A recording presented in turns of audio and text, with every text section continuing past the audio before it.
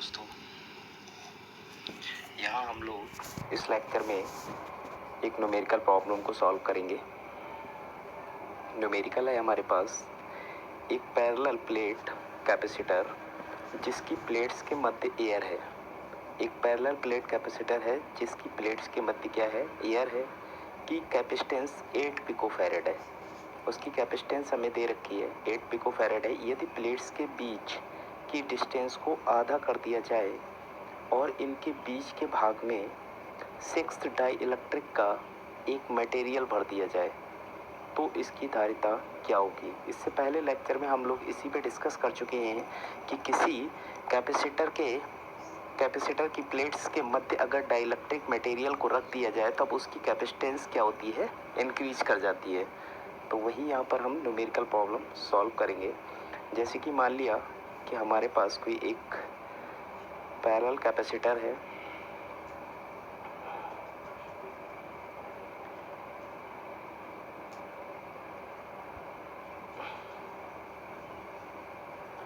ये मान लिया कोई पैरेलल प्लेट कैपेसिटर है जिसके मध्य अभी क्या है, यहाँ पर एयर मीडियम है। अभी यहाँ पर एयर मीडियम है, इसको पॉजिटिव चार्ज दे दिया और इसको नेगेटिव चार्ज दे दिया। ये कंप्लीट हो गया हमारा कैपेसिटर।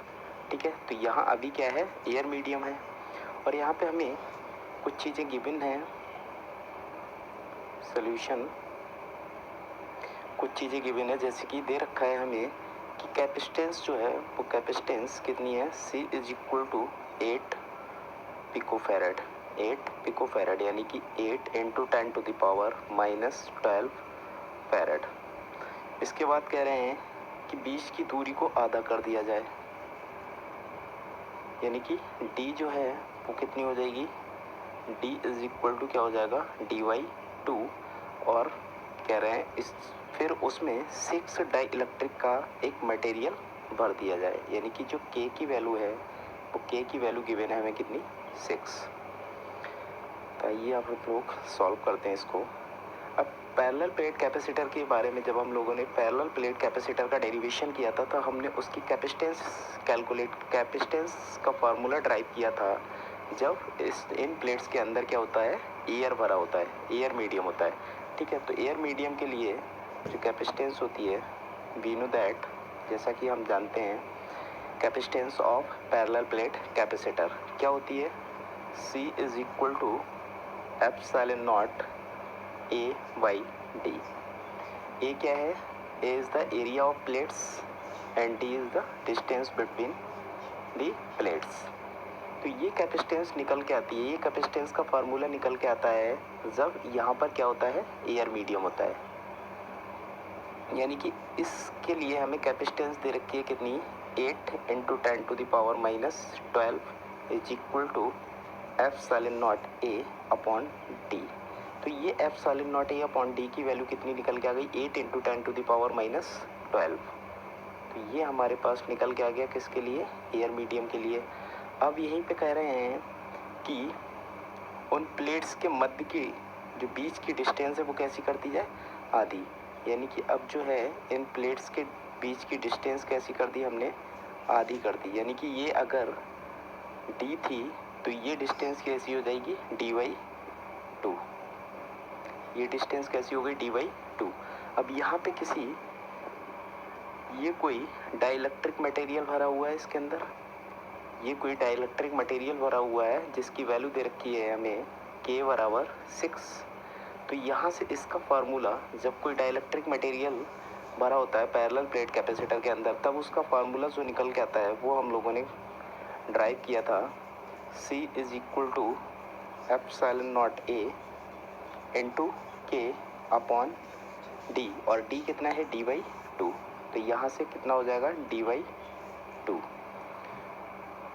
तो यहाँ से C is equal to epsilon naught A upon कितना है, dy/2। यानी कि D को अगर हम ऐसे ही रहने दें और ये 2 कहाँ चला जाएगा, ऊपर चला जाएगा, तो यहाँ epsilon naught A into K upon D और ये ऊपर आ जाएगा यानी कि 2 हो जाएगा। ठीक है, तो यहाँ पे ये वाला अगर हम देखें epsilon not E upon D, इसकी वैल्यू कितनी है 8 इंटू 10⁻12, ये वैल्यू है epsilon not E upon D की। तो ये वैल्यू, इसकी जगह वैल्यू क्या पुट कर देंगे हम 8 इंटू 10⁻12। तो यहाँ से c इज इक्वल टू क्या मिल जाएगा हमें 8 इंटू 10⁻12 के इज इक्वल टू कितना दे रखा है 6। तो ये k की वैल्यू कितनी हो जाएगी 6 और ये 2 यानी कि 2। तो ये वैल्यू निकल के आ जाएगी, यानी कि 6 की 2 से मल्टीप्लाई करेंगे 12, यानी कि 8 इंटू 12 इंटू 10⁻12। तो c इज इक्वल टू क्या निकल के आएगा इसकी, और 12 और 8 की मल्टीप्लाई करेंगे तो कितना होगा 96, यानी कि 10⁻12। तो ये जो कैपेसिटेंस निकल के आएगी, तो ये कैपेसिटेंस कितनी हो गई c is equal to 96 into 10⁻12 farad. इसी को अगर हम पिको फैरड में लिखना चाहें तो क्या लिखेंगे c is equal to 96 pico farad.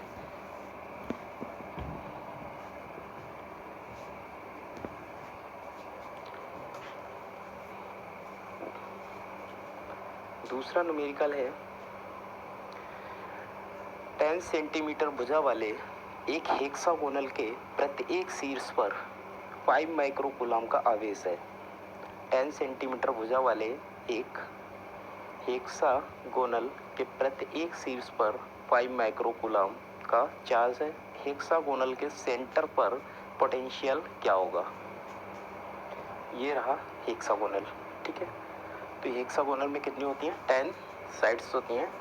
तो ये point, second, third, fourth, fifth and six, ये इसका क्या हो गया, ये सेंटर पॉइंट हो गया।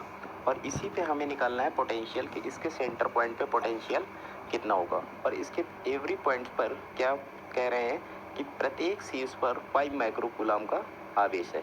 तो 5 माइक्रोकूलम, इसको हम दे दें A, B, C, D, E, F, A, B, C, D, E, F। यहाँ पे क्या है, यहाँ पर भी क्या है 5 माइक्रोकूलम का चार्ज है, यहाँ पर भी 5 माइक्रोकूलम का चार्ज है, यहाँ भी 5 माइक्रोकूलम का चार्ज है, और यहाँ भी 5 माइक्रोकूलम का चार्ज है। एवरी पॉइंट पर क्या है 5 माइक्रोकूलम का चार्ज रखा हुआ है। अब यहाँ से हम लोग देखते हैं सॉल्यूशन क्या निकलेगा।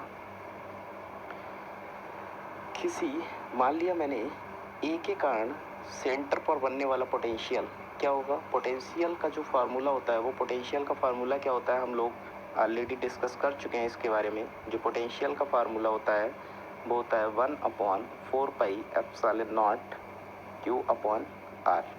ये पोटेंशियल का फार्मूला होता है। अब यहाँ पर पोटेंशियल अगर हम ड्यू टू ए निकालें तब यहाँ से पोटेंशियल कितना हो जाएगा V इज इक्वल टू 1/4πε0 की वैल्यू कितनी होती है 9 इंटू 10⁻9। क्यू हमें दे रखा है कितना 5 माइक्रोकूलम, यानी कि 5 into 10⁻6 coulomb upon R. R क्या है, ये जो है सेंटर से एवरी पॉइंट की डिस्टेंस कैसी है सेम है, और वो डिस्टेंस कितनी है 10 सेंटीमीटर।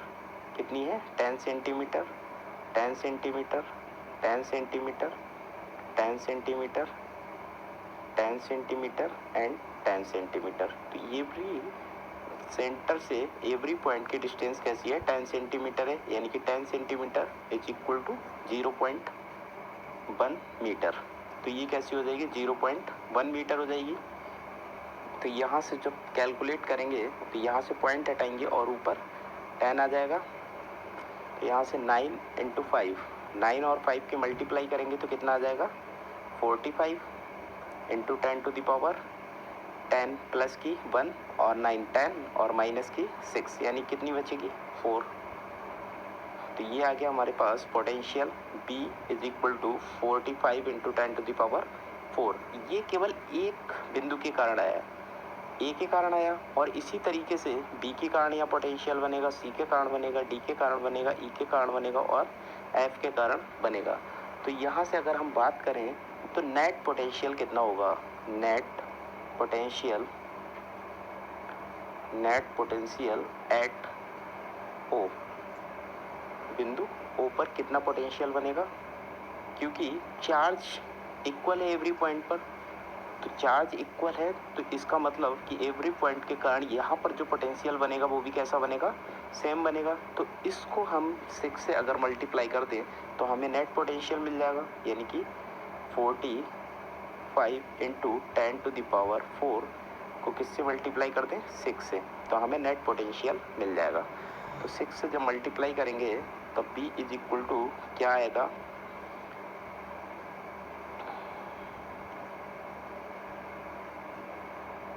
कितना आ जाएगा, 270, यानी कि 270 इंटू 10⁴ वोल्ट। या हम इसको लिखना चाहें तो ये भी लिख सकते हैं, V is equal to 27 into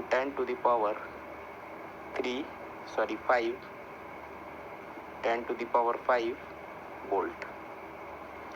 ये बनने वाला नेट पोटेंशियल होगा